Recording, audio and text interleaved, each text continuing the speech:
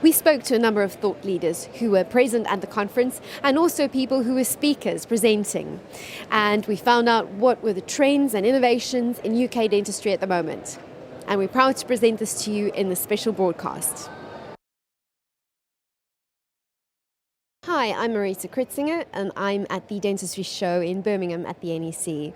And I have the great privilege of speaking to Richard Smith, who is the CEO of IDH. Richard, thank you so much for coming to speak to me.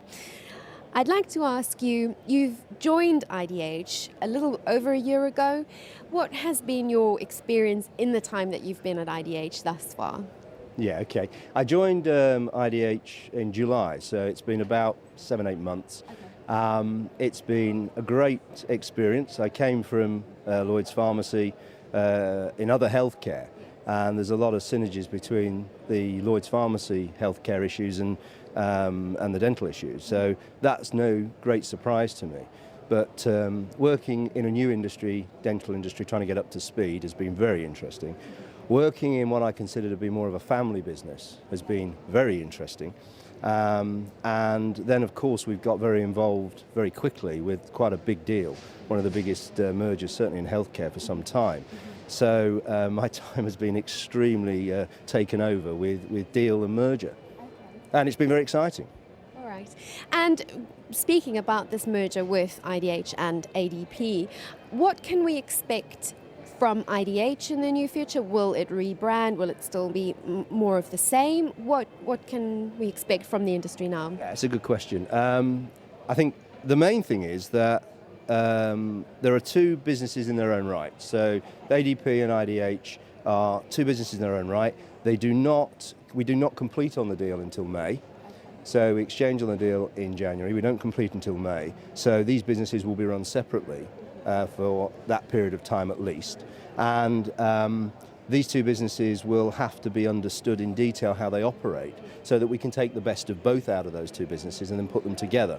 And the opportunity here is to get bigger scale, bigger leverage of one side's got 325 practices, while the other side's got 130, putting the two together and then saying what do they both do well, and then that's going to take probably a year's process. A new head office, because we'll keep it in the northwest, but a new head office and a new facility to train dentists in a new clinical academy is going to be built. So over that first year, it will all be about getting the best out of both businesses, getting them to operate together so we get one entity that's going to be a big player in the dental market in the UK. So that's the first part. The second part, when it comes to brand, having a marketing background, one of the things I did, I looked at, said, what's the customer journey in dentistry? And that's quite tough to see because, you know, as a dental customer myself, you look at it and say, don't hurt me. What does that actually mean? You know, do I go to where I live? Do I go to where I work to visit the dentist? What we've discovered, or what I've certainly seen, is at the moment the dental brand is more about the dentists, because we don't actually employ dentists. So it's getting our brand right for dentists to want to work with us. That's the first stage. And with the new contract coming in 2 to 3 years' time, with registration and capitation, what we believe is that we're going to have to be more customer-centric.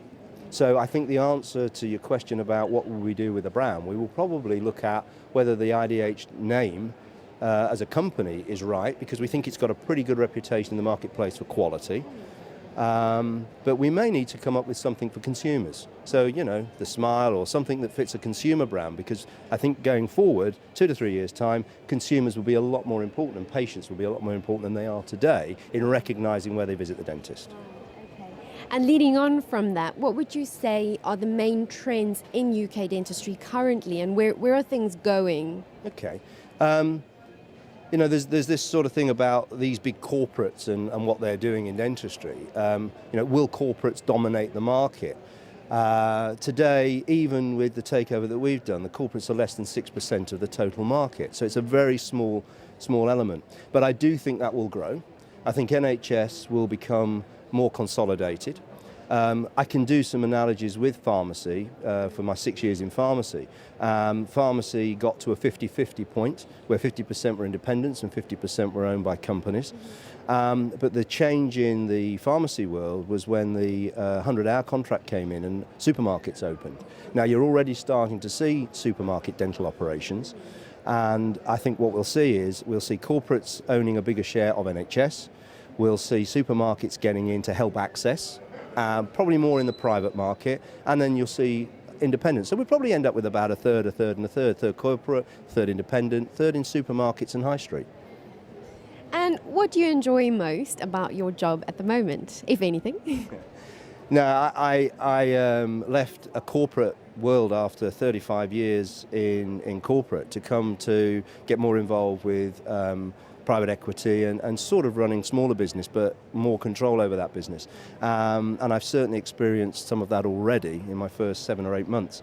But what I really love doing is working with the people and engaging with people. I did a bit of work with the government over an engagement piece that was done about 18 months ago, looking at which companies get the most success in the UK, and they looked at 1,000 companies. And you can get the report off the government website, but Engaging for Success it's called. And what they found is that those companies that really engage with their staff, truly engage with their staff, correlates with better performance both financially, and the public sector have much better performance where their people are engaged with. So one of the reasons we're here at this show today is that we've got our own private suite for lunch where we're inviting our IDH dentists to come round, and we had a session yesterday.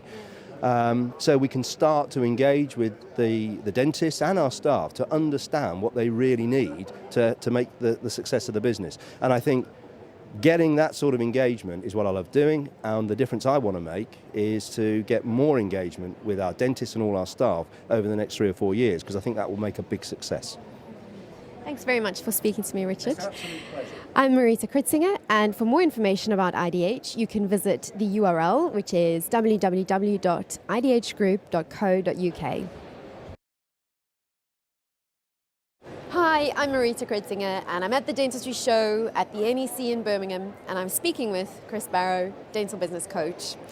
Chris, thank you for coming to speak to me. Now, you've been chairing the business track of the program. How does the business side of things fit into what is, by and large, a clinically themed conference for dentists and their teams? Well, I think the first thing I'll say is that the fact that we've had to turn people away from most of the sessions in the last 2 days because they've been oversubscribed possibly answers your question to some extent in the sense that there's a very, very clear interest in the marketplace. The objective of a business is to make a profit.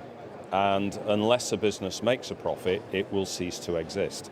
And so no matter what particular branch of dentistry you're involved in, whether it's health service or mixed or private or specialist, it is absolutely essential that you run a business that makes a profit.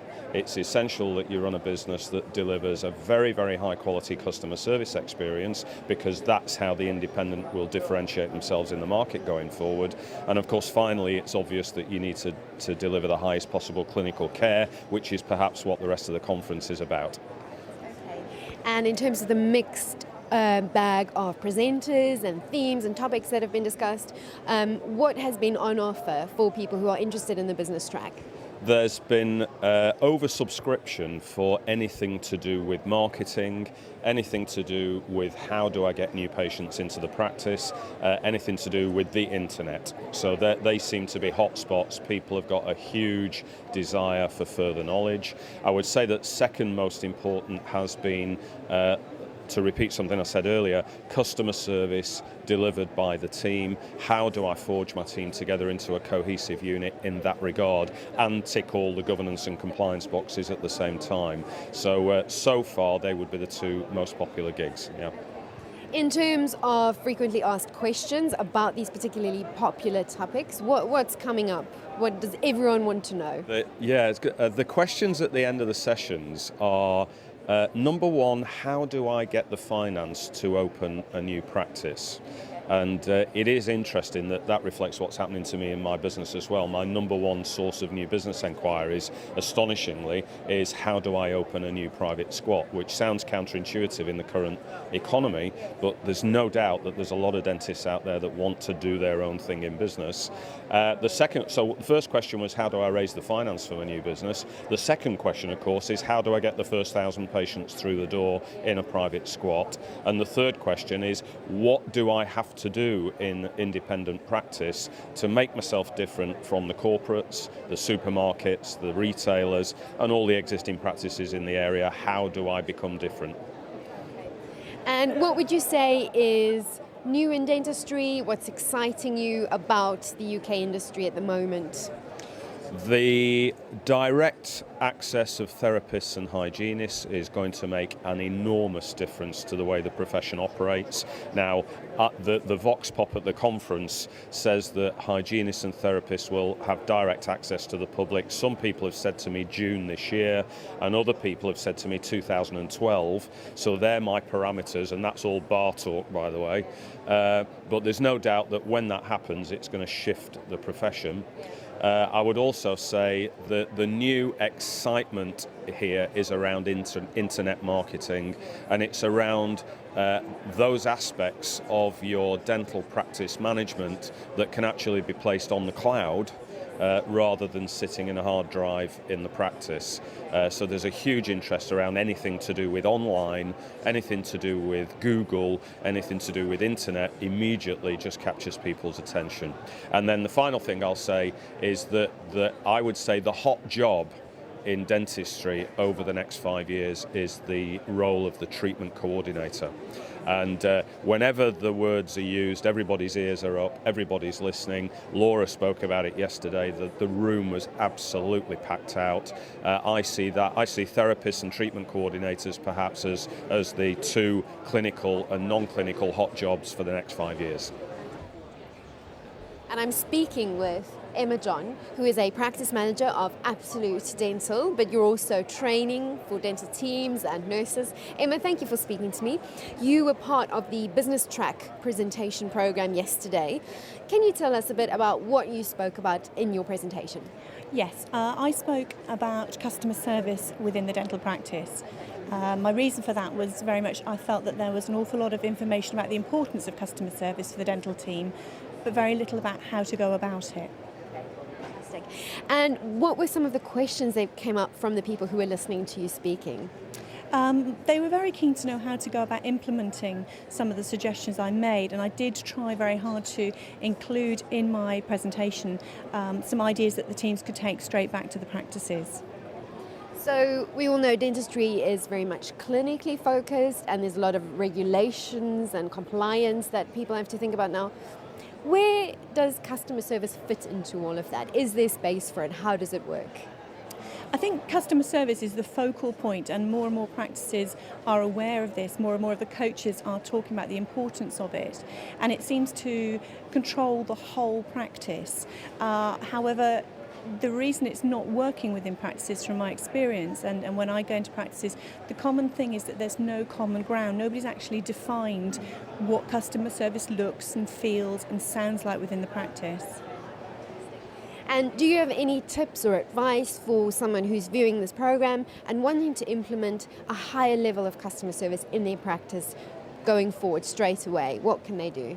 I would suggest that individually they ask all of their team members to define good customer service, or how customer service could be improved in the practice, and then get those individual notes together, and from that the principal or the practice manager, business manager, to define the ultimate customer service experience that they want for their patients. But usually the team as individuals have very good ideas. It's just a matter of pulling them all together and then working out how they're going to implement them.